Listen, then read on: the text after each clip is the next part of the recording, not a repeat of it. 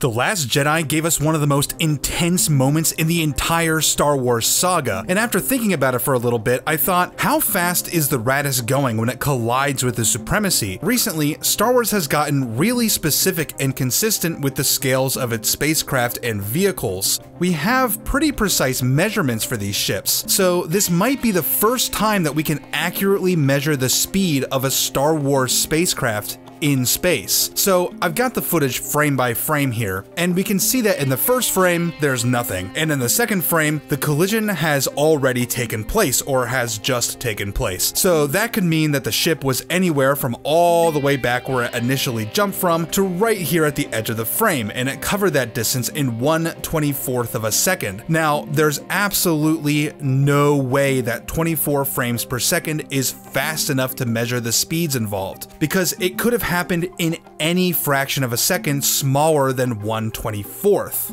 I wanted to get the absolute slowest possible speed for the Raddus, and that would mean that it's coming from the edge of the frame to the Supremacy in a full 24th of a second. So I threw a grid up on the frame, and since we know that the Supremacy is about 60 kilometers wide, we can measure about 45-50 kilometers to the edge of the frame. And at that distance, the Raddus would be moving at an absolute bare minimum of 1,080 kilometers per second, or almost 4 million kilometers an hour. That's really fast, but when we're talking about hyperspace and light speed, it's actually really slow. There's a problem with the Raddus moving this slowly though, and that's because the Raddus doesn't just slap into the Supremacy, the Raddus slices right through it. The Raddus and the Supremacy are vastly different in scale, but I'm going to assume that they have similar densities. That is, they're made with similar materials and have a roughly similar ratio of material to empty space. I've assumed approximately 10% solidity for these vessels, and I've measured an amalgam of densities of all sorts of metals to give us a very generic metal density. I figure that such an average would probably satisfy any metals found in a galaxy far, far away as well, and honestly, working with estimates is the best that we can do under these circumstances. So I came up with a generic metal of 7,000 kilograms per cubic meter, and we're assuming ships that are about 10% solid, so that gives us an overall density of 700 kilograms per cubic meter for these ships.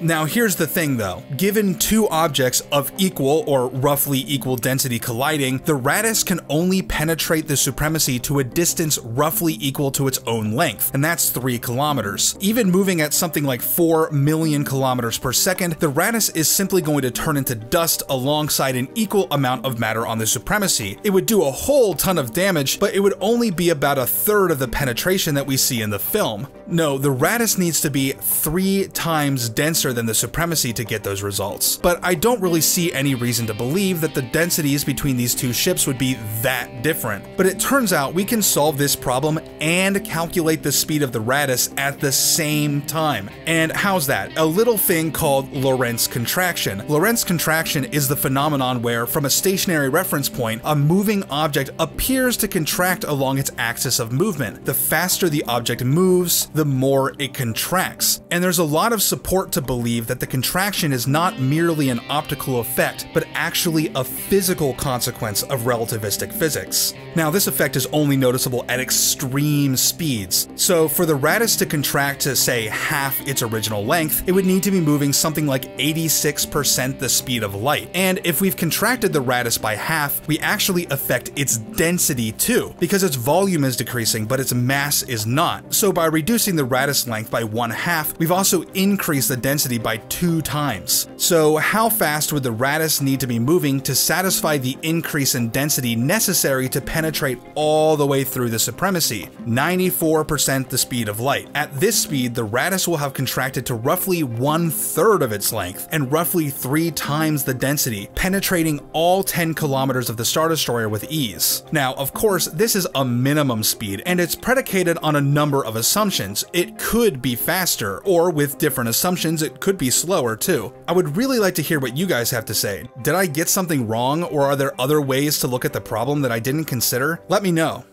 Okay, so some real talk. YouTube has been demonetizing videos left and right, and if you can believe it, it's hit me too. Almost every other video I'm uploading these days gets flagged for some reason or another. For instance, the Picard drinking Earl Grey video was flagged as being like insensitive or controversial or dangerous somehow. It's kind of absurd. Now, some of this stuff does get lifted if I challenge it, but in the meantime, it hurts me financially, and I love making these videos, but they're a huge investment of time and energy, and if I can't make it work financially, I probably can't make it work at all. If you guys like my videos and you want to see this channel grow and thrive, it would mean a lot to me if you considered supporting me on Patreon. Patreon is kind of like a voluntary subscription, sort of, where you donate money every month, and in return, I pledge to keep making videos to the best of my ability. If that's what you want, there's going to be a link at the end of the video and in the description.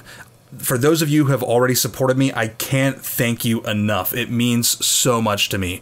And for everybody else, thanks for watching, and I hope to see you next time.